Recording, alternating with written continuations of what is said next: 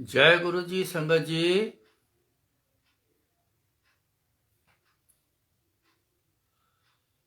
ਦੀਵਾਲੀ ਦੀ ਰਾਤ ਦੀਵੇ ਬਾਲੇ ਹਨ,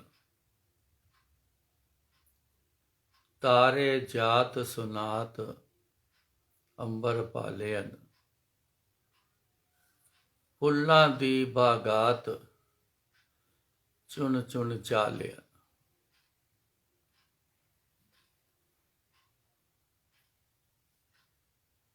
सबसे पहले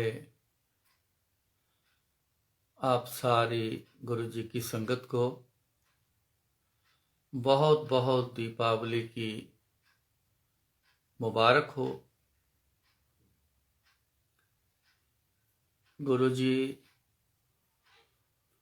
सबके घर में दिए जलवाएं, सबके घर में जो है खुशी की लहर दौड़ाएं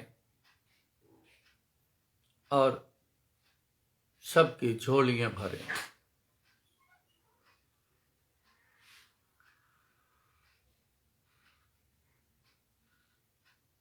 आज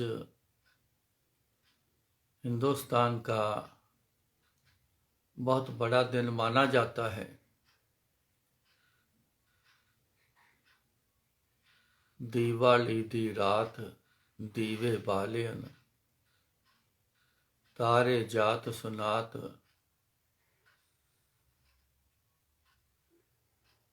ਮੰਡਲ ਭਾਲੇ ਹਨ, ਫੁੱਲਾਂ ਦੀ ਬਾਗਾਤ ਚੁਣ ਚੁਣ ਚਾਲੇ ਹਨ।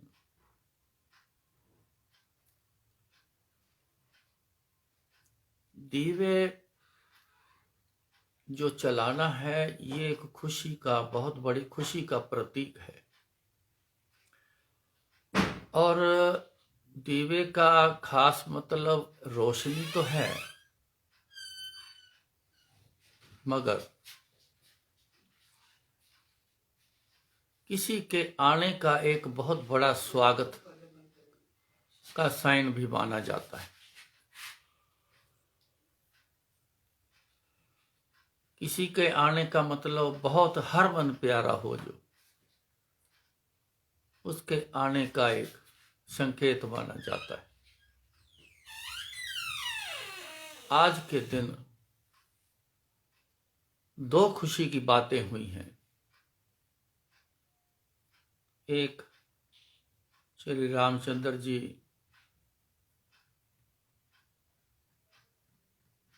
जिस मिशन पर गए थे उसका फैसला करके और 14 साल का वनवास खत्म करके जब अपने घर अयोध्या वापस आए, बहुत प्यार था मुल्कवासियों का राजा रामचंद्र जी से। तो उनके आने का स्वागत जो दीवे जलाकर, खुशी मनाकर, फूलों से सजाकर, मिठाई भी खुशी का प्रतीक है, मिठाइयाँ बांटकर खुशी मनाई गई थी। दूसरा, 6वें पातशाही गुरु हरगोबिंद साहिब जी, वो अरेस्ट हुए, जहांगीर का समय था, अरेस्ट हुए। मकसद था, बहुत बड़ा मकसद था उस समय का। महसूस करें तो उस समय की बहुत बड़ी एक आफत थी कि हमारे हिंदुस्तान के 52 राजे मुगलों ने लड़ाई लड़ी, 52 राजियों को पकड़ के कैद करके तो ग्वालियर की जेल में रखा गया था। कुछ छोटी बात नहीं है, किसी मुल्क के 52 राजे पकड़ के कैद में डाल दें। तो गुरु हरगोबिंद साहिब से ये देखा ना गया, तो उन्होंने अपने आप को अरेस्ट करवाया, ग्वालियर किले में गए। वहां जो उन्होंने कौतक दिखाए राजे को, वो बड़ा हैरान हुआ इतनी बड़ी शक्ति, अल्लाह को मैं पकड़ के यहाँ ले आया हूँ। तो उन्होंने माफ़ी मांगी और कहा जी कि क्या हुक्म है, मैं अपना गुनाह किस तरीके से ख़त्म करवा सकता हूँ। तो उन्होंने कहा कि आप मेरे को छोड़ रहे हो, मेरी एक हुक्म है, ये जितने राजे पकड़े हैं ना सबको रिहा कर दे। तो फिर भी उसने एक चाल चली कहो या बात कही कहो, तो ठीक है जी, आपके जो चोले को जितने बंदे पकड़ सकेंगे उतने आप ले जाओ, जितने राजे पकड़ सकेंगे उतने ले जाओ। तो जो चोला पहना था गुरु साहब ने, वो 52 कलियों का बना हुआ था। आप जो कुर्ता, कली वाला कुर्ता सीते हो, डालते हो, आंटियां ज़्यादा जानती हैं, वो कली वाले कुर्ते डालते हैं, तो उनके पोशाक में 52 कलियां लगी थी। तो उन्होंने कहा ठीक है जी, एक एक कली पकड़ लेंगे और जितने होंगे मेरे साथ चले जाएंगे। तो 52 राजे थे, 52 कलियां थी, तो एक एक कली सबने पकड़ ली और सारे के सारे सबको लेके तो गुरु साहब वापस आए। तो जहां जहां से आते गए, जिनका राज था, बोलने लगे जाओ अपना राज संभालो, जा। सबको राज पर फिर बिठा दिया। ऐसे जुल्मों का श्री रामचंद्र जी ने भी फतेह पाई है और गुरु हरगोविंद साहब ने भी इसी दिवाली के मौके पर भी जुल्मों के आगे फतेह पाई है। और वो भी श्री रामचंद्र जी भी दिवाली पे पहुंचे, तो ये भी दिवाली वाले दिन पहुंचे, तो एक ही दिन था। क्योंकि मैं हमेशा कहता हूं कि परमात्मा जब भी आया है, बहुत बार एक जैसे कर्तव्य होते हैं, कई बार एक समय पर भी होते हैं, वो बार बार ऐसे करता है। सो दोनों शक्तियों का एक ही दिन इसी कारण से मनाया जाता है। सो बड़ी खुशी की बात है, हम प्रेरणा लेते हैं इनसे। खाली खा पी लेना, हंस खेल लेना, आज के दिन पटाखे बजा लेने और कुछ करना, इसी तक सीमित हम रह गए हैं। मगर थोड़ा सा इसको शामिल करते हुए हम असल बात पे भी जरूर विचार करना चाहिए। आज का दिन का महत्व क्या है, खास बात इसमें क्या है? तो खास बात एक ही है, जो अपना हमने करना जो है कि जो अपना मन है ना, ये एक तरह का ये जुल्म ही बन गया है। ये हमसे जुल्म करवाता है, अपनी पसंद का खेल करवाता है। वो ठीक नहीं है, गुरु घर में ठीक नहीं है, लेकिन वो कहता है तू कर। इसका जाल हम पर पड़ गया है, हम इसके गुलाम हो गए हैं, हम इसकी पकड़ में आ चुके हैं, हम इसके हाथों में कैद हो चुके हैं। जोर मारो, गुरु जी का साथ लेकर जोर मारो सारे, कि इस मन की कैद से हम भी छूट जाएं। फरियाद करो गुरु जी के आगे, अरदास करो गुरु जी के आगे, प्रार्थना करो गुरु जी के आगे, गुरु जी कृपा करो, हमें भी इस मन की जकड़ से, इस मन के ने जो हमें कैद कर रखा है, उससे, ये जो जुल्म हमारे से करवाता है, इससे छुटकारा दिलवाओ। ये हमारी आज के दिन जरूर अरदास होनी चाहिए। वैसे तो रोज करो, लेकिन आज का दिन खास करके आपने सबने पूजा भी करनी है। माया के लिए पूजा सब करते हैं। माया आनी जानी चीज है, इसके बिना गुजारा भी नहीं है, ये वाजिब है। माया मांगनी वाजिब है, ये जरूर करिएगा। और साथ में एक अरदास आज सारे जरूर करना कि गुरुजी इस मन की जकड़ से हमें छुटकारा दिलाओ। मारो जोर, करो ऐसा। जिस दिन आप मन की जकड़ से निकल जाओगे ना, आप हैरान हो जाओगे कितने हल्के फुल्के, कितने टेंशन फ्री, कोई आपको ऐसा कोई हुक्म नहीं आने वाला। तो फिर क्या होना है?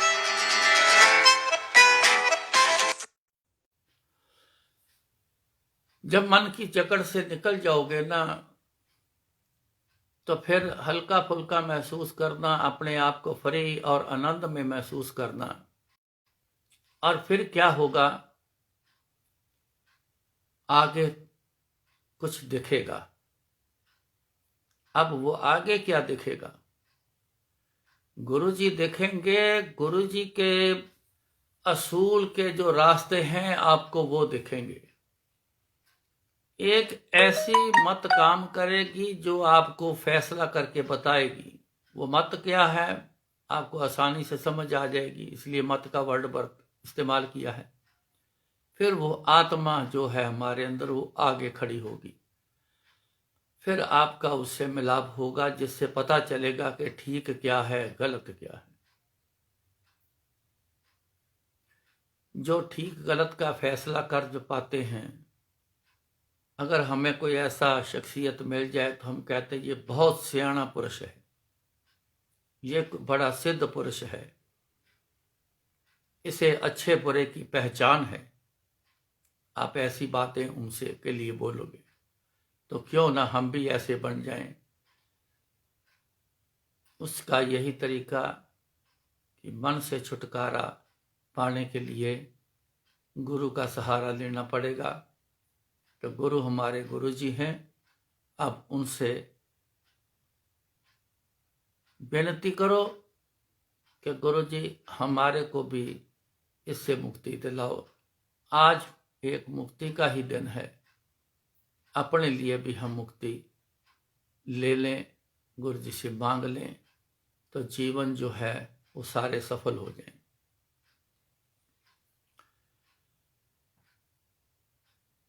किसी ने मेरे से पूछा कि दिवाली वाले दिन उसके बारे में गुरु जी क्या कहते थे, वो दिन कैसा मनाते थे।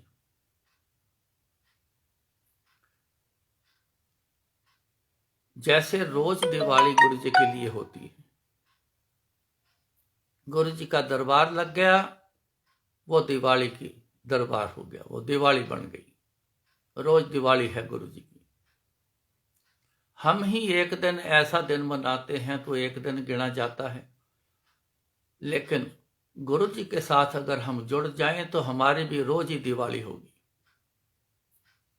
खुशी का प्रतीक होगा, खुशी की लहर आएगी, याद करने से बड़ी आनंद आता है। ये दिवाली है, क्यों ना हम इसको रोज ही दिवाली बना लें। पर गुरु जी ऐसे ही दरबार होता था, लेकिन संगत थोड़ी देर में आती थी।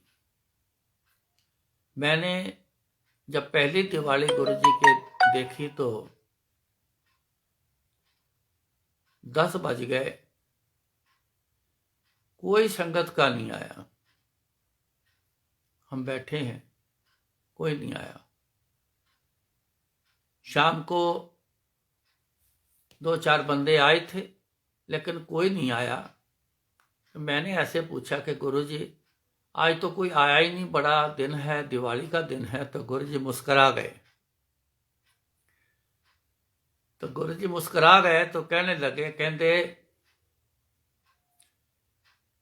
माया दे सिलसिले विच सारी दुनिया फसी हुई।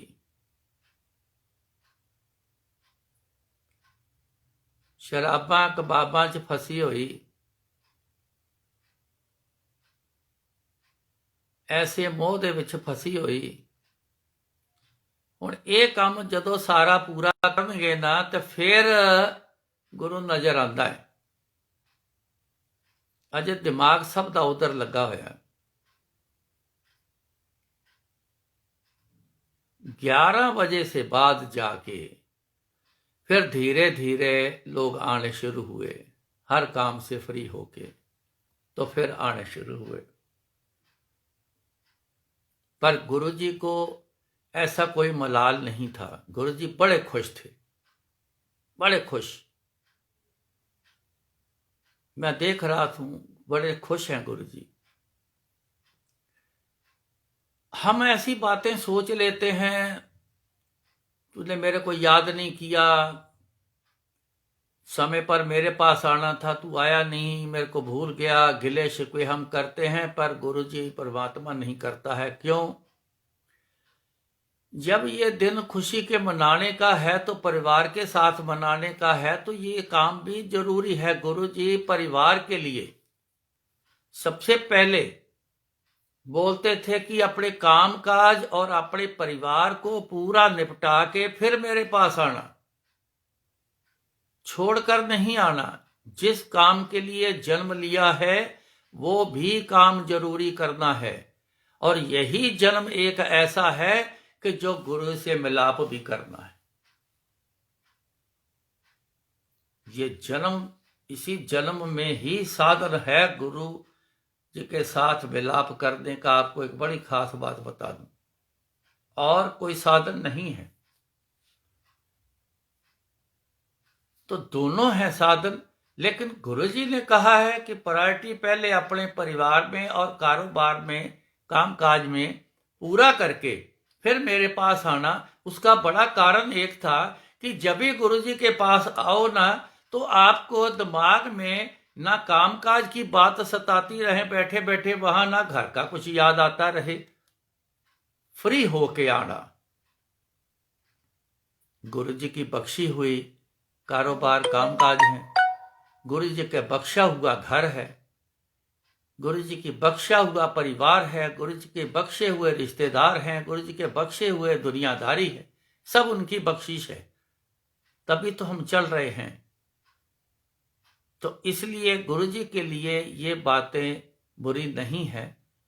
तो वो इसको, जिन्होंने ये सारा सिस्टम बनाया है वो तो बेहतर जानते हैं। तो इसलिए गुरु जी बड़े खुश होते थे कामकाज निपटा के मेरे पास आओ। तो जब फिर संगत आनी शुरू हुई तो बड़े खुश थे गुरु जी, बड़ी खुशियां बांटी गुरु जी ने, कईयों को बड़े आशीर्वाद दिए। मैं एक बात पे बड़ा पहले तो हैरान होता था, बाद में समझ आई। गुरु जी जब मैंने पहली बार देखा तो 11 बजे तक बैठे इंतजार कर रहे हैं दुनिया का, कब फ्री होंगे, कब आएंगे, कब फ्री होंगे, कब आएंगे। आएंगे तो जब आए तो बड़े खुश हुए, बड़े खुशी हुए। एक गुरु, एक परमात्मा भी देखो हम लोगों का इंतजार करता है ना। एक हैरानी वाली बात, वो इंतजार करता है। फिर समझ में आया कि सबना का मां प्यो आप है। हर जी माता, हर जी पिता। हर किसको कहते हैं? गुरु जी को। हर किसको कहते हैं? परमात्मा को, परमेश्वर को। तो गुरु महाराज ने बोला कि गुर परमेश्वर एको जान। अगर इंसान के रूप में भी अगर कोई गुरु बना हुआ है तो कोई बंदा उसको भी अपना गुरु मानता है ना, तो वो परमेश्वर के मानने के बराबर है। गुरु परमेश्वर एको जान, ये तो खुद ही परमेश्वर है, तो गुरु भी है हमारे। हर जी माता, हर जीव पिता, हर जीव प्रतिपालक। देखो हमारे को पालने वाले, ये हमारे माँ भी है, हमारे बाप भी है। तो हर जीव प्रतिपालक, ये हमारे को पालने वाले हैं। माँ बाप ही पालता है ना बच्चों को, दुनियावी रूप में, रूहानी रूप में। पर असल जो माँ बाप सबका है वो रूहानी वाले गुरु जी हैं। हर जीव प्रतिपालक, हर जी मेरी सार करे, हम हर के बालक।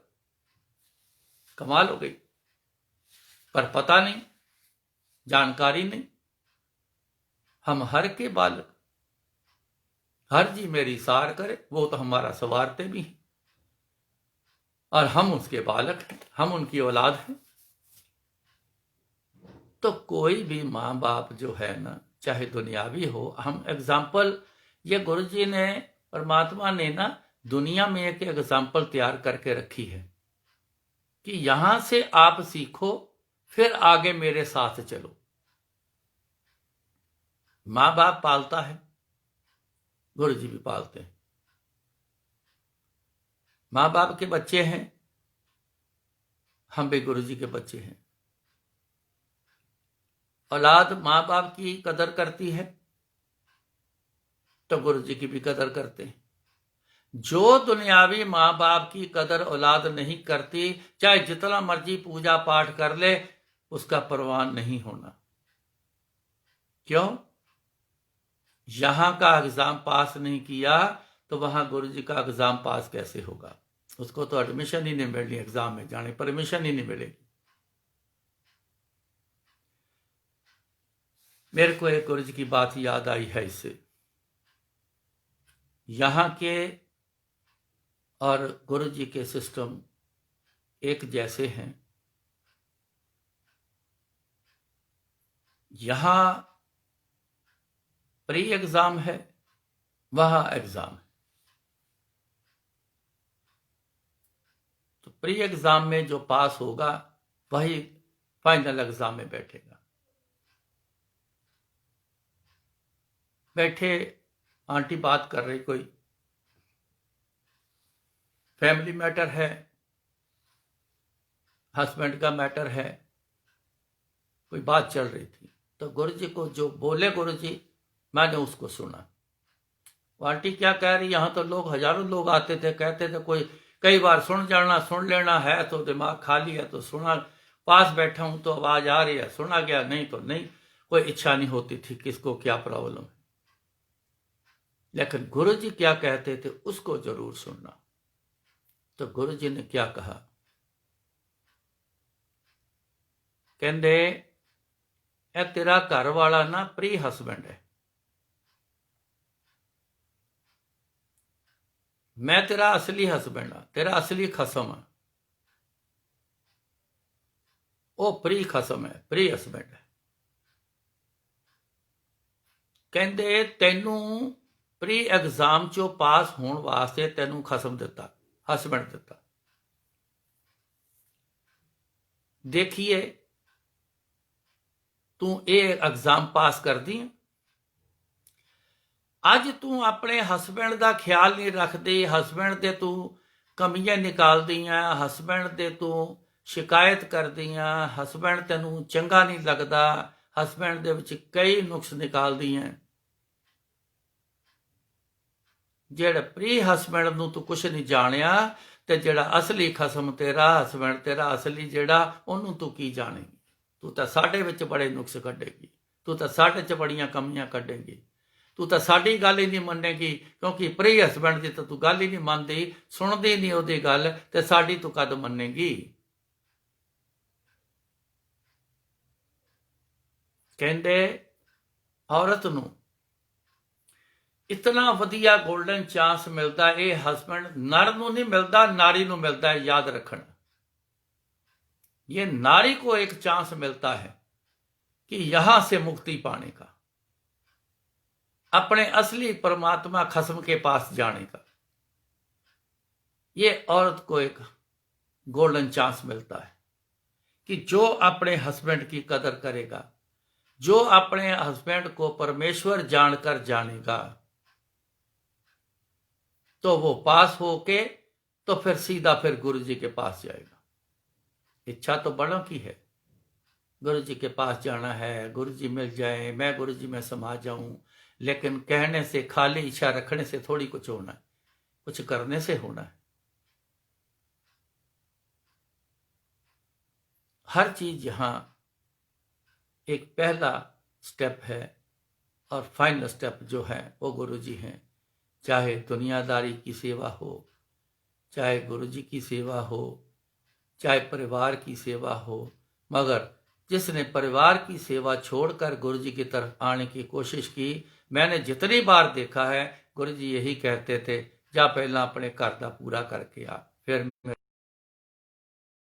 जितनी बार मैंने सुना है, इतनी बार गुरु जी ने यही बात कही कि पहले अपने घर का पूरा करके आओ, पहले अपने फर्ज पूरे करके आओ, चाहे कारोबार दे, चाहे घर परिवार दे, चाहे भैन भरा दे, फिर मेरे को आओ। कई बार मैंने हस्बैंड या अंकल लोग, वो तो सवेरे अपने कामकाज पर ड्यूटी पर चले जाते हैं, तो बाद में फिर जितनी भी आंटी होती हैं, जिसका मन करे या जिसको जाने की इच्छा हो तो वो फिर आती हैं गुरु जी के पास। तो बीच में मैंने कई बार कई आंटियों को कहते हुए सुना गुरु जी से, आंटी ए तू फलाने सारे काम तू छड़ के तो तू मेरे को आ गई है, तेरी कोई हाजिरी नहीं, अपने सारे काम पूरे करके फिर मेरे को आया करो। घर के काम, कोई खाना बनाना छोड़ के आ गई, कोई बच्चों को ऐसे छोड़ के आ गई, कोई हस्बैंड को छोड़ के आ गए, उसने कोई काम बोला, मैं तो गुरु जी के पास जा रहा हूँ, मेरे पास टाइम नहीं है, मैं तो जा रही हूँ गुरु जी के पास, आप देख लो जो दिखना, कर लो जो करना भाई, मैं नहीं कुछ कर पाऊंगी, आप ही कर लो।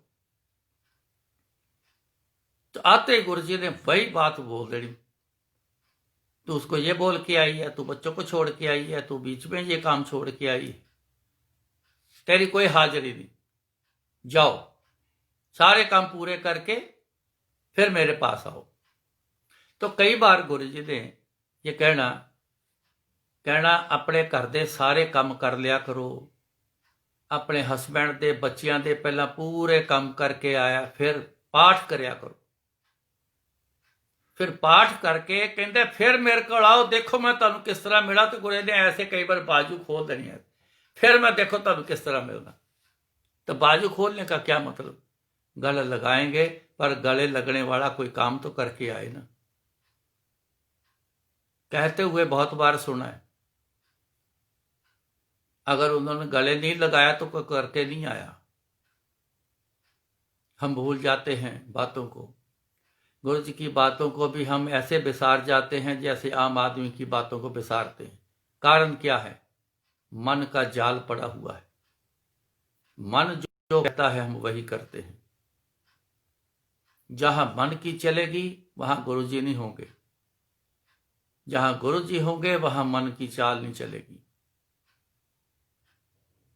यह बड़ा जरूरी है। हम कहते तो रहते हैं हम गुरु जी को मानते हैं, हम ऐसे फर्जी तौर पे बोलते हैं, हम नहीं मानते गुरु जी को। आते जरूर हैं, लास्ट बार भी ये बात बोली थी, हम गुरु जी के पास आते हैं, गुरु जी के पास जाते हैं। ये नहीं कहना कि हम गुरु जी को मानते हैं, क्योंकि मानने वाली बात तो करी नहीं। जो गुरु जी कहते हैं वो बातों को मानकर अगर आप चलोगे तब कहलाओगे कि हम गुरु जी को मानते हैं। मानते का मतलब उन्होंने जो बोला है हम वो मानकर चलते हैं, तब कहलाओगे। तो मन का तो जाल पड़ा हुआ है, एक बार तो कभी बोला ही नहीं गुरु जी से कि हमें मन के जाल से निकालो, इससे मुक्ति दिलाओ, ये तो कभी बोले नहीं। कब बोलेंगे? कितनी जिंदगी निकाल चुके हैं, कितने जीवन निकाल चुके हैं, कितने आगे और निकालने चाहते हैं। इसी चक्कर में पड़े रहना चाहते हैं तो आपकी खुशी है। इससे निकलना चाहते हो तो जोर लगेगा, जोर मारो, करो गुरु जी से प्रार्थना, जो गुरु जी के हुक्म है फिर चलो उस पर। ये नहीं अरदास करके तो आराम से आप बैठ जाओ, नहीं, अरदास करना, फिर आगे गुरु जी ने क्या करना, जब आप जोर मारोगे तो वो जोर आपका गुरु जी कामयाब करेंगे। मन की बात को छोड़ दो, यह जोर मारना है।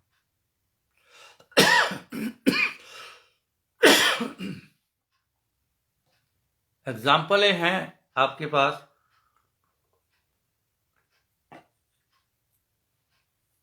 आप दिन भर में देख लेना, हफ्ते भर में जरूर देख लेना। घर में खाना बना है, कई बार आपसे मुंह से निकलेगा, यार आज खाना बढ़िया नहीं बना है, किसी काम का नहीं बना, मजा नहीं आया खा के।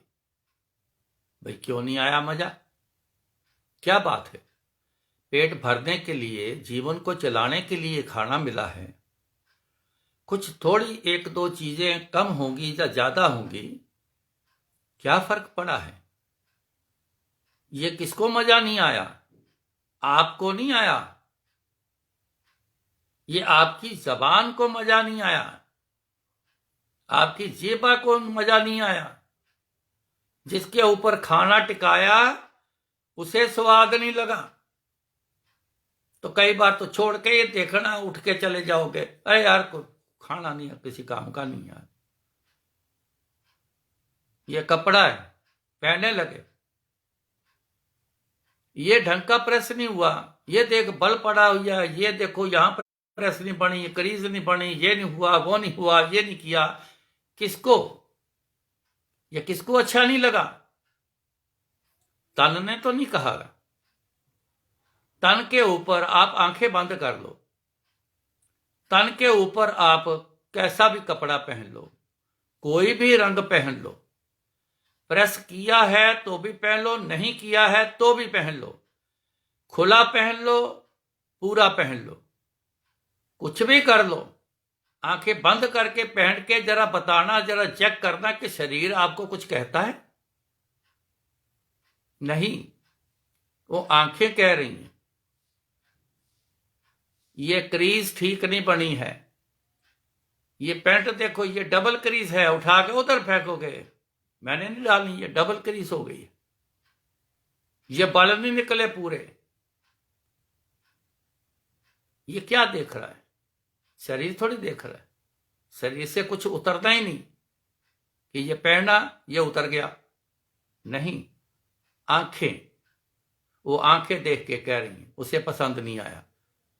तो मैंने हर बार बोला है जानकारी के लिए कि मन क्या होता है, यह शरीर की 9 इंद्रियां जो हैं, इसको एक मन कहते हैं। इनको पसंद नहीं आया। जिस काम के लिए कपड़ा पहनना है उसको नहीं देखना, देखा नहीं उसको। जिस काम के लिए खाना खाना है वो नहीं जाना कभी, जिस काम के लिए जाना है उस काम को नहीं देखा।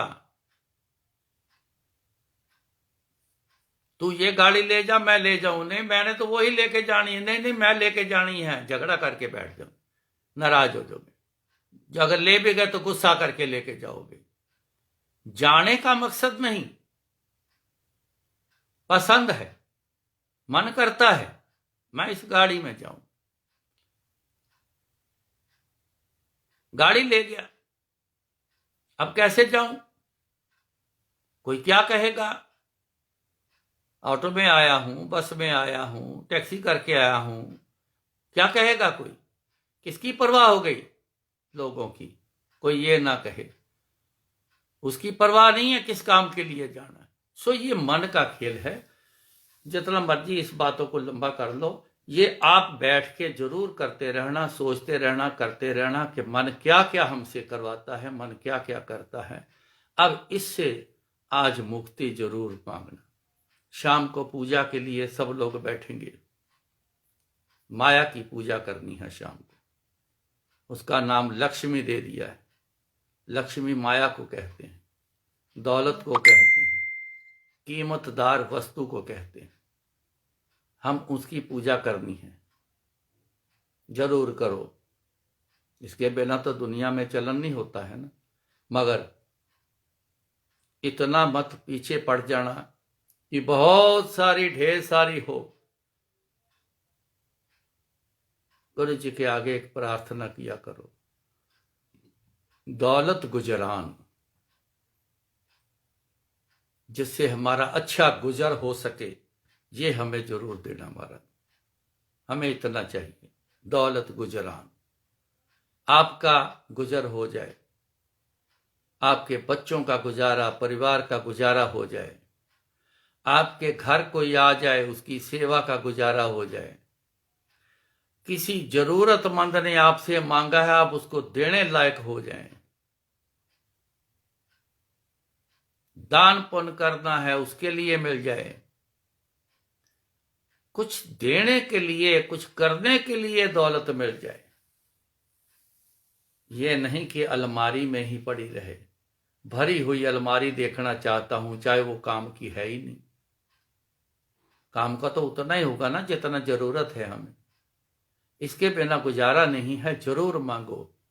पर उसके साथ आज एक बहुत बड़ा खुशी का दिन है, जो मुक्ति पाई गई। गुरु रामचंद्र जी ने मुक्ति पाई, सबको मुक्त किया, रावण को भी मुक्त किया। रावण को मारा नहीं, ये गलत होगा, उसको मारा नहीं।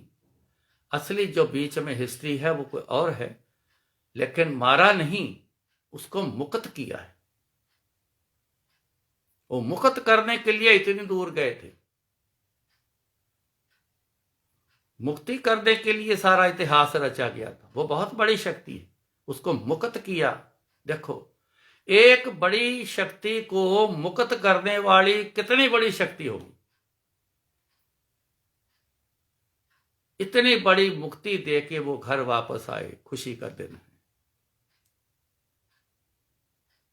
52 राजे, हिंदू राजे 52 जो मुगलों ने कैद करके रख दिए थे, उनको मुक्ति दिला के घर आए। कितना बड़ा खुशी का दिन है। अपनी भी मुक्ति मांग लें, मन से मुक्ति मांगो भाई, मन से मुक्ति पाओ। मन उसकी कैद से, मन की कैद से हम आजाद हो जाएं। हमारे पे किसी का रोब ना रहे, बस एक गुरु जी का हमारे पर अधिकार हो। और अरदास की जाए कि गुरु जी जैसा चलाओगे वैसा चलेंगे, जो करवाओगे वैसा करेंगे।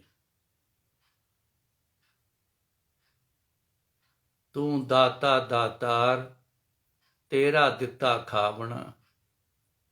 तू दाता दातार, तेरा दिता पहनना। तू दाता दातार, तेरा दिता सौवना, सो जाना नींद। तू दाता दातार, तेरा दिता जावना। कहाँ जाना है? अच्छी जगह जाना है, बुरी जगह जाना है। नींद तो सबको आती है। गुरु जी की दी हुई नींद जिनको मिली है ना, उनसे पूछ के देखना क्या आनंद की नींद आती है। नींद तो और भी बड़ी सबको आती है। कितनी डरावनी नींदें आती हैं, हड़बड़ा के उठते हैं उस नींद से। सुबह भी बोलते हैं बड़ा डरावना सपना आया, बड़ा बुरा आया, बड़े बुरे ख्याल आए। कई तो इतने बुरे कई बार हो जाते हैं ख्याल के अगले दिन सोने से आदमी डरता है। उस नींद का क्या फायदा। खावना, तेरा दिता खावना। तू दाता दाता, तेरा दिता खावना। खाते तो हम सब हैं, मगर खाना खाना है, अमृत खाना है कि बुरा खाना है कि अमृत खाना है। उनका दिया हुआ अमृत, उसका खाने का नजारा कुछ और है। तू दाता दातार, तेरा दिता सौवना, सो जाना, तेरा दिती हुई नींद का नजारा ही कुछ और है। तू दाता दातार, तेरा दिता पहनना, वो जो पहनोगे आप, अरे कमाल का, क्या सुख देगा, क्या आनंद देगा। शायद इतनी बड़ी उसमें एक मेहर होगी कि जो उस वस्त्रों को भी देखेगा ना, उसके मन में आपके लिए बहुत अच्छा ख्याल आएगा। तू दाता दाता तेरा दिता जावना। बुरी जगह पे जाना है, गलत जगह पे जाना है कि अच्छी जगह पे जाना है, उनका दिया होगा जावना तो अच्छी जगह पे होगा। वो गलत जगह नहीं जाने देंगे। इन बातों को समझना। मन का दिया हुआ वो गलत ही होगा, वो गलत होगा। मन के मुताबिक खाओगे, तन पीड़ा होगी, बीमार हो जाओगे, कई बार सुख नहीं मिलेगा, खा के मजा नहीं आएगा, आनंद नहीं आएगा। जबान को तो आ गया एक सेकंड के लिए। हिकमत की किताब में पता क्या लिखा है? इसके पीछे बड़ा लगे हैं, खाने के पीछे 100 किलोमीटर तक जाते हैं कई बार, वहां जाके खाना खाना है। 10 किलोमीटर पे जाएंगे, रास्ते में 20 दुकानें छोड़ देंगे, रेस्टोरेंट छोड़ देंगे, आप वहां जाना है। रश में भी फंस जाओगे तो कोई परवाह नहीं, खप भी जाओगे तो कोई बात नहीं, खाना तो वहीं खाना है। तो हिकमत की किताब में क्या लिखा है? कहते हैं ज्यों हलफ दे थल्ले हुआ। हलफ कहते हैं जबान के पिछले हिस्से को, जबान को हलफ कहते हैं। स्वाद आगे के हिस्से में है, यह जबान आगे की है ना, जो ये आगे के हिस्से में स्वाद है, पिछले हिस्से में स्वाद नहीं है जबान के। जो हलफ दे थल्ले हुआ, खाना तो इस जबान पे टिकाया, कुछ सेकंड टिका तो जबान ने क्या किया? स्वाद लिया, घड़प से अंदर भेज दिया। जब अंदर भेजा तो हलफ के नीचे चला गया। ज्यों हलफ दे थल्ले हुआ, क्या खोआ क्या गोआ। पंजाबी में लिखा है, खोआ बोलते हैं मावा को। मावा जो असली मावा बनता है ना, जब उसको खाओ तो उससे बढ़कर स्वाद शायद कोई नहीं है। तो गोआ बोलते हैं गोबर को।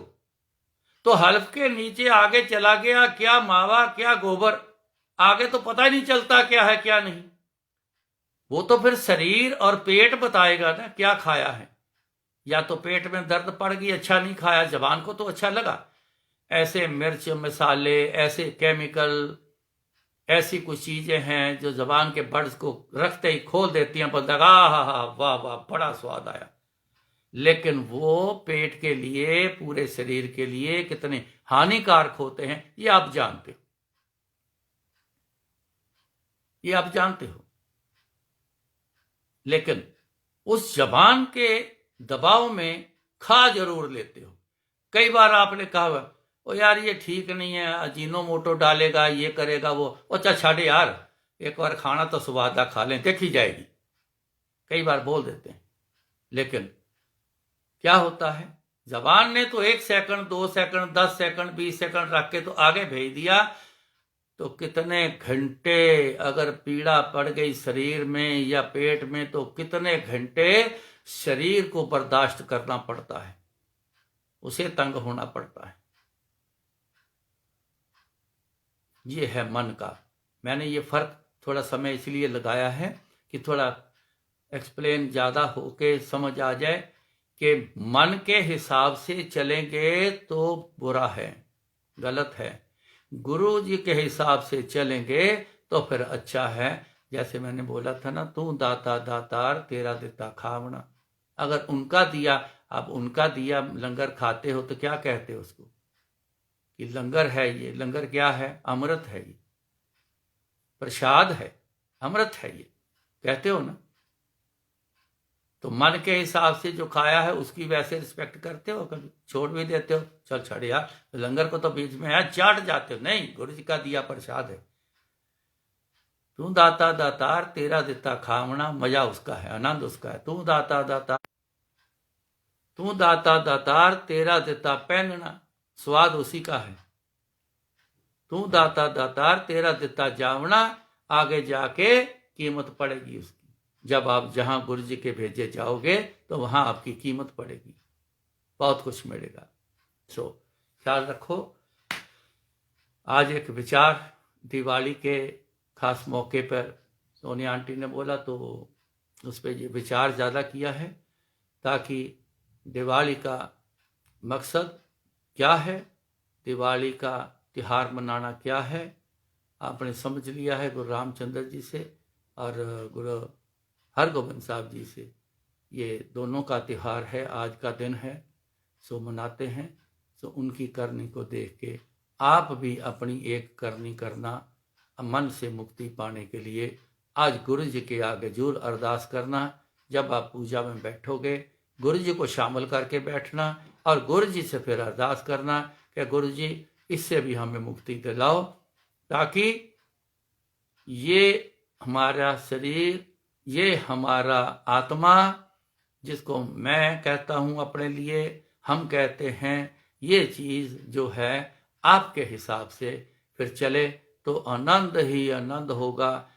जिस चीज़ का स्वाद देखा नहीं ना, पता नहीं होता, उसकी कदर नहीं होती। आपको पता है लेकिन जाना नहीं। खाने के स्वाद तो बहुत देख लिए, तो वहाँ किसी शहर का भी पता होगा, वहाँ जाओगे, हैदराबाद जाओगे तो उसकी जो क्या बोलते हैं, खाना जो उसका बड़ा स्वाद है। और उस शहर में जाओगे, जयपुर जाओगे तो एलम्बी की टिक्की बड़ी बड़ी ज़बरदस्त है, बड़ी मशहूर है, वहाँ पता है ना, खाया है तो पता है। गुरु जी का आनंद लोगे तो तभी पता चलेगा। सो इसलिए आज गुरु जी से आज इस मन की मुक्ति जरूर मांगना। गुरु महाराज कृपा करें, आपकी अरदास कबूल करें और इस शरीर को भी गुरु जी इस शरीर पे भी कृपा करें, आपके साथ करें। सो महाराज सब पर कृपा करें। खुशी का दिन है, खूब खुशी मनाओ और परिवार के साथ मिलकर खुशी मनाओ। परिवार में आपसी प्रेम प्यार ये बढ़ाओ।